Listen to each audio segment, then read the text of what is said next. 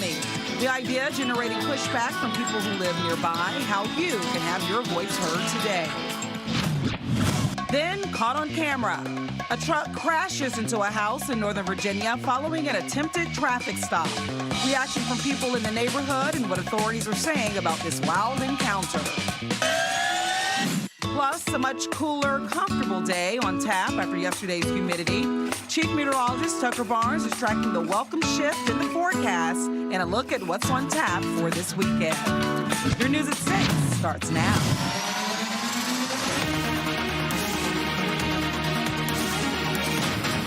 Good morning to you at 6 o'clock on this Thursday, Friday Eve. Thank you so much for joining us here on Fox 5 and streaming on Fox Local. Yeah, appreciate you waking up with us this morning, and I am looking forward to the next few days because this is when we kind of start switching to that nice weather Tucker has been talking about all week long. Tucker, looking forward Clearly, I missed the memo this morning with the three ladies. You guys are all ready to go here, huh? Yeah. Great job yesterday to you both, in the capital area. Worthy cause, yes. Worthy cause, yeah. Absolutely. We'll talk more about that. Listen, going to be a beautiful day. We've been talking about it all week. And today is the day, finally, we get to go out and actually enjoy a beautiful summer afternoon.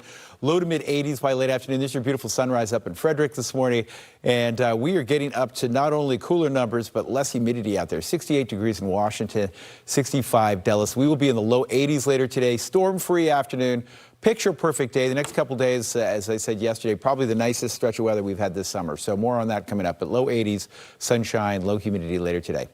More in just a moment, Amy. All right, thanks, Doug. Taking a look here, 6:01 right now, your Thursday morning commute overview eyes. It looks pretty good for the most part. We do see a couple of red zones, so focus on one of them. It's actually in Newington. 95 northbound, your main lanes. There's a crash at Fairfax County Parkway. 2 right lanes are going to be blocked, and about 11 minutes in delays is what we're getting right now from US 1. Back to you.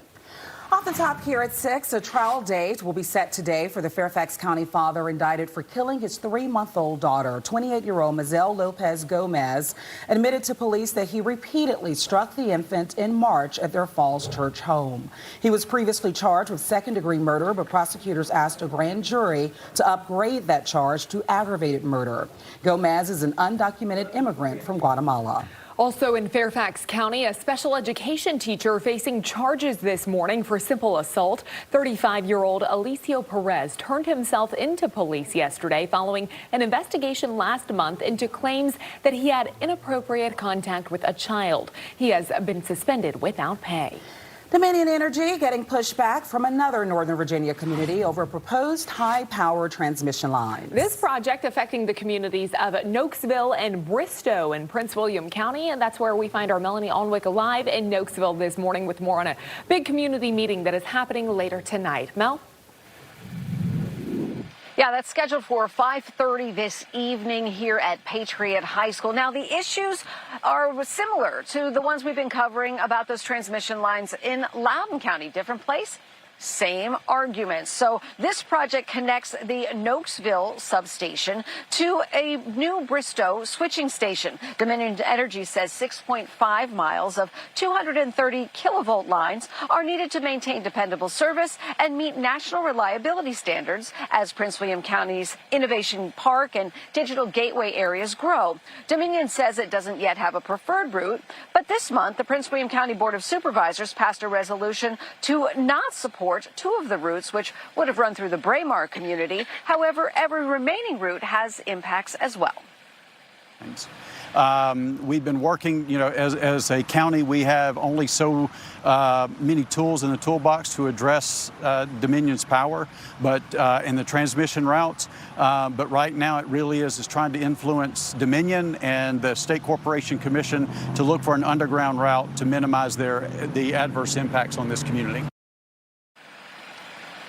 Supervisor Tom Gordy tells Fox 5 that Dominion's initial proposal did include an underground route, and most community members prefer that, too. The State Corporation Commission recently rejected a proposal to run the controversial Golden to Mars Loudoun County lines underground, finding too many cost delays and construction challenges to make it feasible. So Dominion Energy calls the meeting tonight an open house. They say they'll have subject matter experts, including those in undergrounding, so that people of the community community can get their questions answered directly. So we do understand that they are willing to do another study to talk about the possibility of perhaps running lines underground here. But the question would be, do they run into the same challenges that the State Corporation Commission found in Loudoun County? More to come. All right, Melanie, well, stay tuned. An update now to a story we first brought to you yesterday. Montgomery County leaders are taking a stand against data centers. A council committee unanimously backed an 18-month moratorium on permits for data centers. That bill gives county leaders time to do more research and develop regulations. The measure now heads to the full county council for a vote Tuesday. Happening today in Prince George's County, the Planning Board will hold a hearing on whether to allow data centers in agricultural and residential zones. The Planning Board will also hear public testimony on the legislation. The controversial bill has received pushback from a number of community associations, nonprofit organizations, and county residents. Today's hearing is set for 10 a.m. Our Stephanie Ramirez will have more on a live report in our next half hour. Well, it is 6:05 on your Thursday morning. This view coming in from Mount Vernon, and we finally hit a nicer stretch of weather, Chuck. Well, I mean, right, but let's really let's celebrate it because the next couple of days are going to be fabulous. Low 80s, you can be outside and low humidity. No wildfire smoke. Oh my gosh, we are winning. In the middle of July, we will gladly take For our that, zip right? trip tomorrow in Culpeper, it'll probably be in the 50s. Oh, nice. To start the morning. The The 50s Yeah. to start the morning. Oh, my. You know Jacqueline this had a one's coming. panic Bring there. a jacket. I'm going to need a sweater. Suddenly she had a panic when she heard the news. Yeah, your little Fox 5 pullover. All right, let's do it. It does look fabulous. Sunny, less humidity. And again, we will be dry later this afternoon. We don't have to worry about storms. We did have a little storm activity yesterday, mostly to our south, but we had a couple severe storms down southern Maryland and central Virginia. Okay, Frederick, Maryland this morning, just a little after 6. Gorgeous sunrise getting going, and it will be a beautiful day. 68 degrees. We are below 70. There's a reason to celebrate at DCA. Mid-60s, Dulles. 65 this morning, BWI Marshall. Double sixes, and again, we will be in the low 80s later today. Our front, you can see, is clearly far enough south and east now. The dry air has really started to work in, and something we often talk about in the summer months, the humidity. The dew points often run in the 60s and 70s. Today, they'll be in the 40s and 50s, and for us, that means much drier air and much more pleasant conditions around here as we are north and west of that front. For this afternoon. 82 degrees. Enjoy a beautiful day. Wind on the north here at 5 to 10. All right, before I toss to traffic, the fan club is busy this morning. We're already in action. Okay, we have the longest message ever, but we appreciate it from Erica in Upper Marlboro, celebrating 8 years of love with my favorite guy, TC. Every moment we shared has brought us closer, and I'm so excited for everything the future has in store for us. Thank you for your love, your support, and for being my best friend. I love you so much, TC.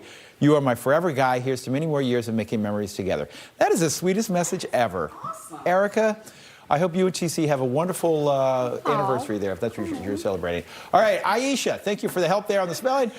Washington, D.C., happy 4th birthday to me. Tucker, you are the one and only I trust for the weather. Ah, that's so sweet of you. Big hug to you for your 41st birthday. Hope it's a great one and a great picture of you. Have a great 41st birthday. We trust Tucker, too. That's very Well, Hey. Anybody's like, we? Keep moving. Who says we?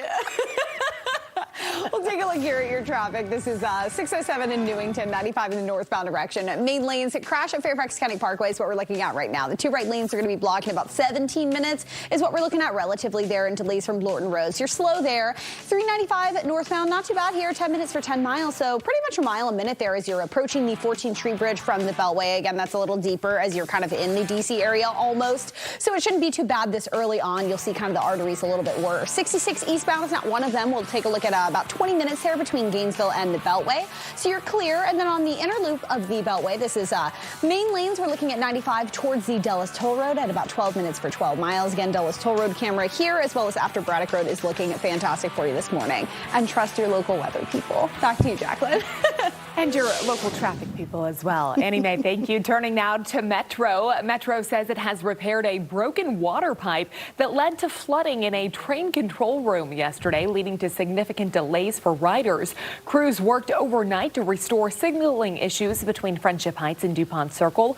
That does mean, though, that normal service is back and up and running as of this morning. Turning now to the ongoing war with Iran, and with the U.S. announcing its 12th night in a row of strikes against Tehran as both countries continue to fight for control of the Strait of Hormuz. Video from U.S. Central Command shows U.S. forces striking civilian infrastructure. At least 2 people have been killed in the strikes near the Iraqi border. Meantime, yesterday, President Donald Trump presided over the dignified transfer of 4 service members killed in the Middle East since Friday. Their remains were returned to American soil, the ceremony happening at Dover Air Force Base. 18 service members have been killed since the start of the war. The president yesterday again ramping up threats against Iran. He posted a Truth Social warning that the U.S. will bomb 1 bridge or power plant every ship attacked in the Strait of Hormuz.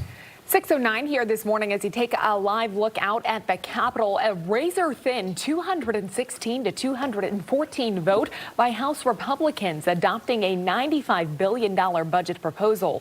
It allocates money for the war with Iran, aid to farmers, and stricter voting requirements pushed by President Trump.